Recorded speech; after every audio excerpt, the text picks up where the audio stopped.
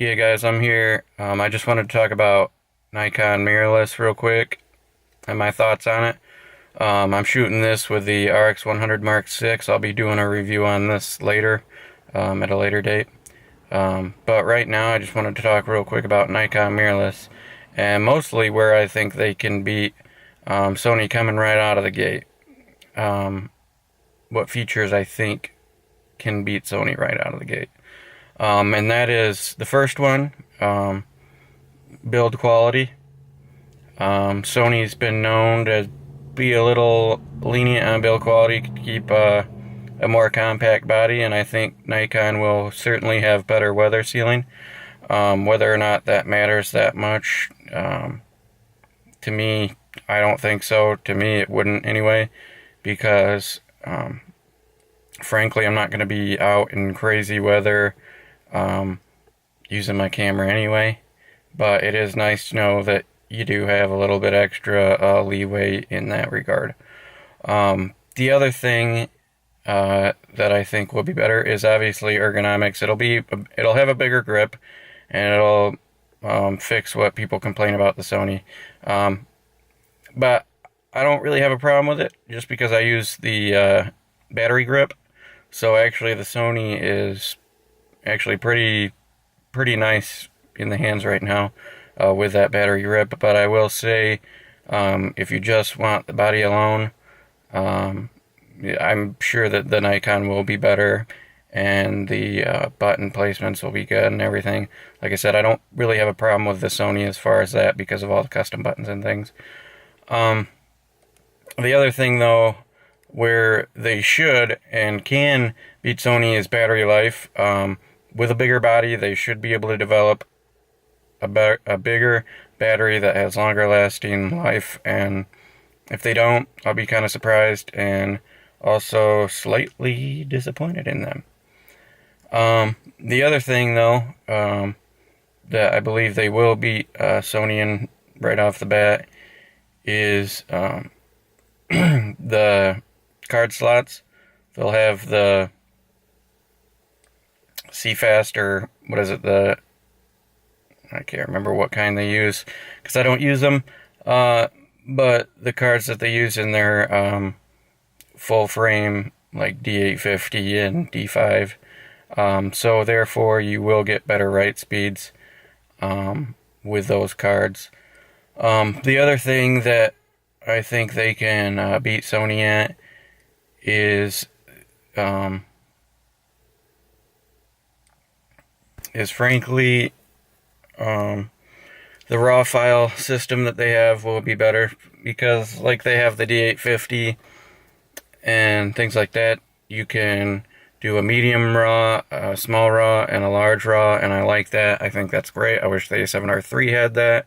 I think that's a fantastic thing to have. Why they don't have it is kind of frustrating.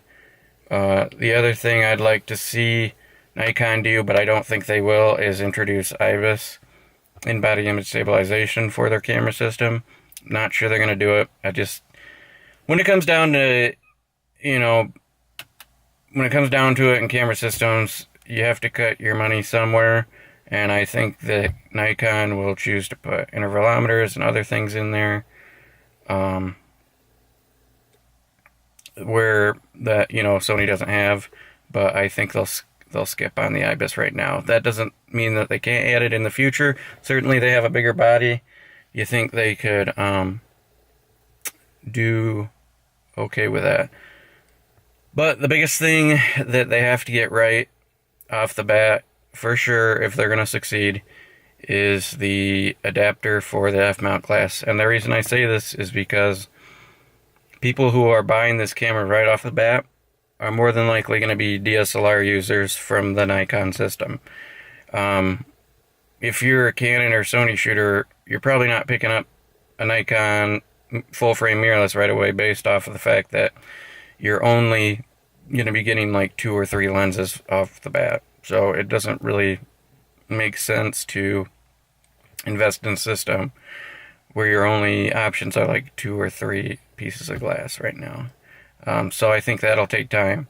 But in order for Nikon to get the financial structure, I believe that they'll need to get that adapter right, and that's the biggest thing, honestly, for them to succeed off the bat.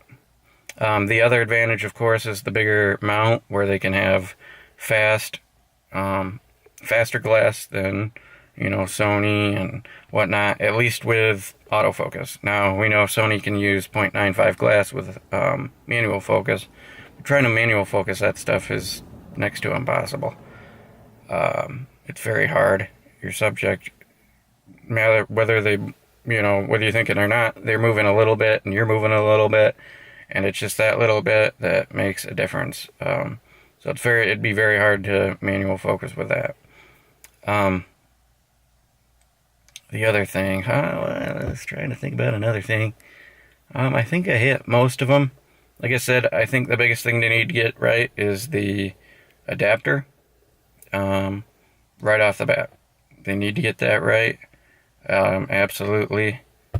And we could talk ergonomics here because, people, like I said, I think it'll have better ergonomics. Maybe better usability too.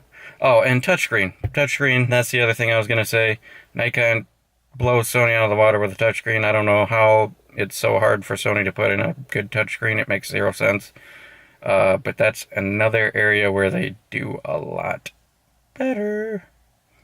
So yeah, these are just my thoughts real quick on the Nikon. I'm actually happy to see it. It's interesting to me too. I'm hoping that they bring out a good camera.